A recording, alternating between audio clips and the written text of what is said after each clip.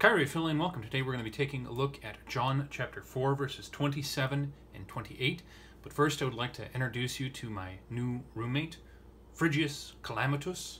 Say hello, Phrygius. Yeah, he's kind of stuck around. I can't get rid of him, otherwise I don't eat. Anyway, last time in John,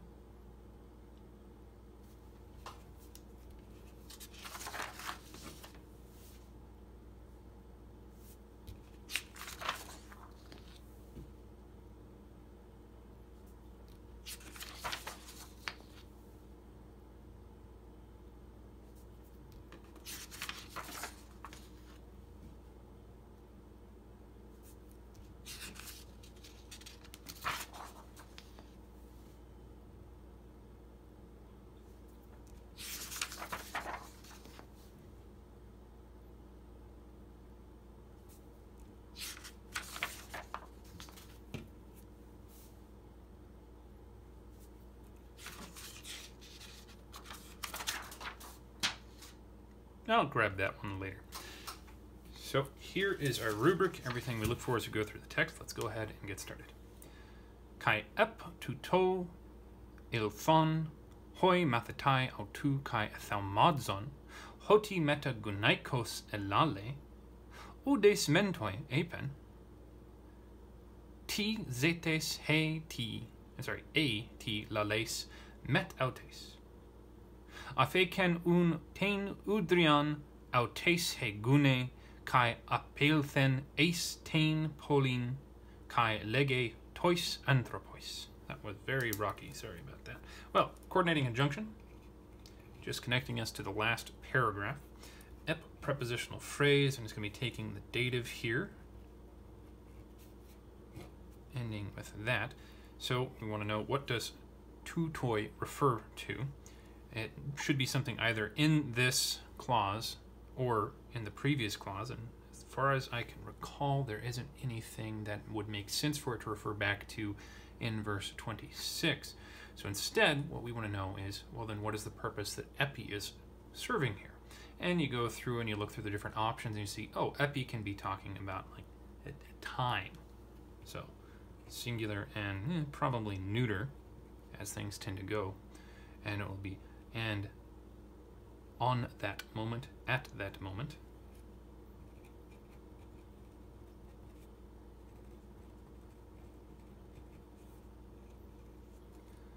Then we have our verb, elthon, alpha nu, with the eta prefix to this, we know is going to be a third person plural, and it is aorist tense, active, and indicative. Sorry, forgot I need to speak up because of the new roommate.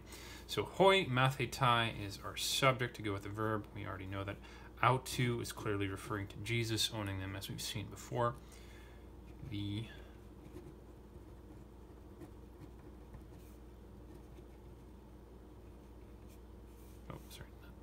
his, and with kai again. Ethalmadzon, we have an epsilon here, prefix, and then we've got omicron, nu as our ending, and this zeta has a stay put, so that we know this is the present stem, so therefore with this augment right there, it has to be the imperfect.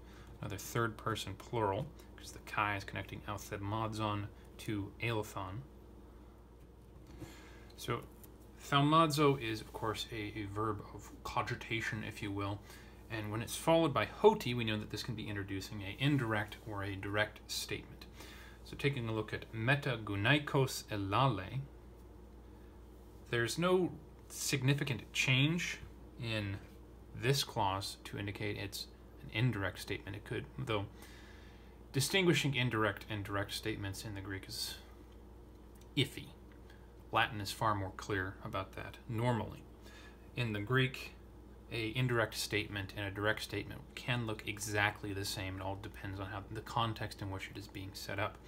For the Greek, the indirect statement verbs will, when they're not converted just straight into infinitives, which is nice, it's easy, they will maintain their they will maintain their form, but they become indicative. So unless there's a reason for elale to have been subjunctive in a direct statement, this is indistinguishable from a direct statement. So I think we should just treat it as this introducing direct.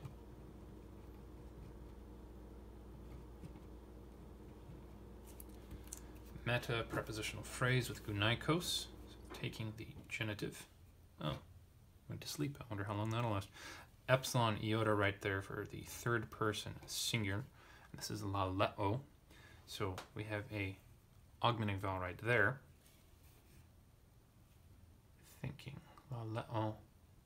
So the reason that we don't have the accent on epsilon iota here, which would be a epsilon contraction, because it is a epsilon epsilon contract verb, is because in the imperfect the accent automatically moves over to the left, because it would be la le on for the first person singular, and omicron nu is of course a short vowel, so then the acute accent shifts one further to the left, even though the epsilon and the omicron in the first person singular would combine to be, what would that be?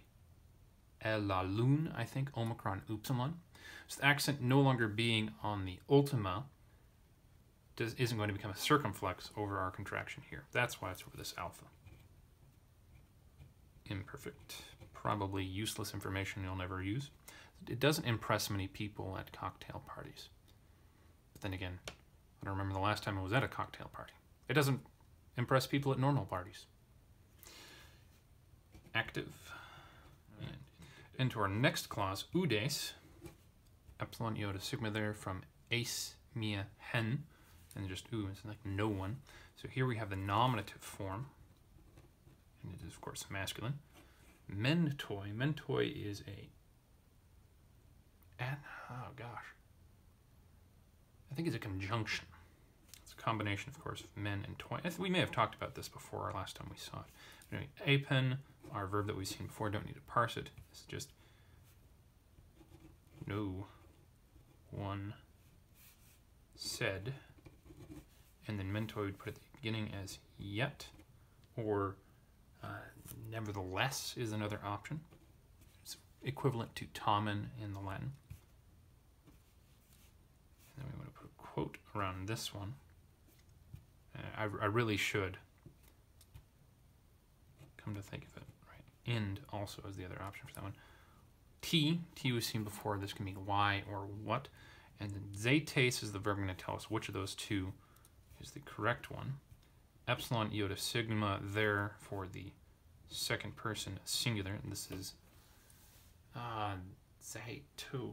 You know, I didn't write down the principal parts for this one, but since we have the circumflex over the ending here, we know that this is going to be another contract verb, and eta is probably going to be part of the present stem rather than a augment at the beginning of something that is prefixed with zeta right there. That wouldn't make much sense. There is no prefix I'm aware of that has zeta as the prefix. So then this is probably just a present tense, another epsilon contract, I would assume, not remembering, and then it is, of course, active, and it is indicative. So this means to seek, to look for, to ask, and one does not, you would not say, why do you ask? Well, why do you ask what? We need something to be asked, and A doesn't work for that. So then, what is the best option for T? What are you seeking or asking?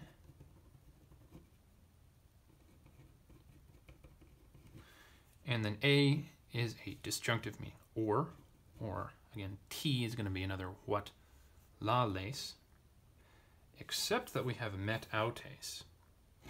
These two go together, so rather than T being the same translation as this T we have beforehand, this prepositional phrase tells us that this will be the Y one, or why, and this is just, of course, the second person singular, same as we saw, same verb, except present, probably have written present before the line, are you, Jesus, being the one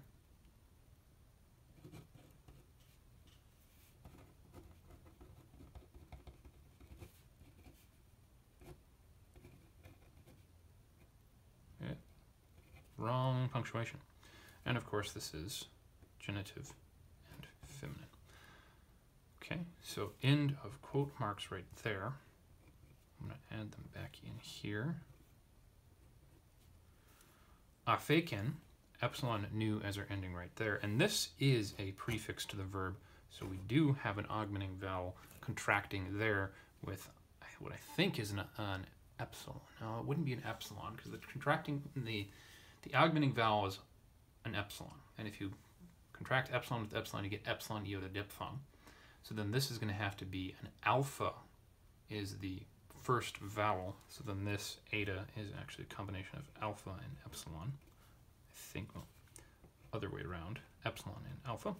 And depending on the era of Greek, it does actually matter which one is on which side when you're contracting things together. I don't know that there are exceptions later on in time, but I think there are more of them the further back you go in Greek. I had this list once upon a time that had all of them, but that's been probably 7 years ago now, maybe more. Anyway, something that if you care about this, you can look up. I think Alpha to Omega, that textbook has the list in there. Mastronardi probably does. I don't think Veltz does, but there are others. Anyway, so we have that contract at the beginning to tell us that this is a past tense verb. Epsilon nu also confirms that for us. And this comes from the verb afiemi. And this one is actually going to be the third singular aorist, even though we have the kappa. And it is active and it is indicative. Had it been the perfect tense, which we normally find with the kappa, the verb would actually be in this form. So in this case, we would have epsilon, epsilon contraction, because epsilon iota right there, augmenting vowel together. And epsilon kappa, alpha, phi, epsilon kappa, epsilon nu would be the perfect without the augment. So this word we often think of as being the word of forgiving, but it also has the meaning of like putting something down. And it would want a direct object, which we have here with tein hudrian. Autes is the wrong case, but it is genitive. So it's going to be owning hudrian, and we can count that as part of this. And the direct object of afeken tein tells us that hudrian is, of course, feminine, accusative singular. Who is doing this? Well, we have he gune, our nominative singular feminine. For that conjunction, we'll stop right there. Un, therefore, or just then.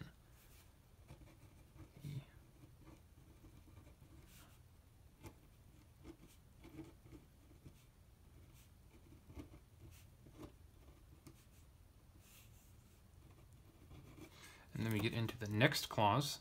Up elfen here, you got another prefix. We've seen this in it before, no need to parse it.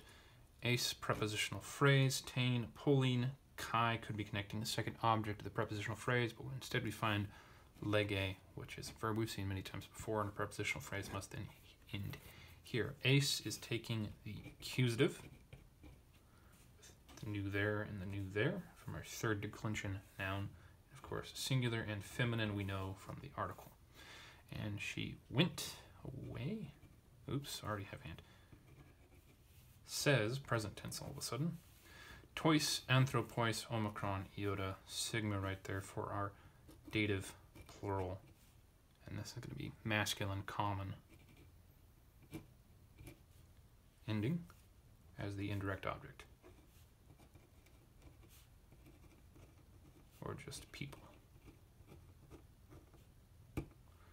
And there's 27 through 28. Now let's take a look at it from the beginning and see how well we've done. And at that moment, his disciples came and they wondered that he was speaking with a woman. No one said, "Why are you seeking?" Or "What are you seeking? Why are you asking?" Or "Why are you speaking with her?" Therefore the woman put down her jar and she went away into the city and says, to the people. And then we have what looks like direct discourse starting right here.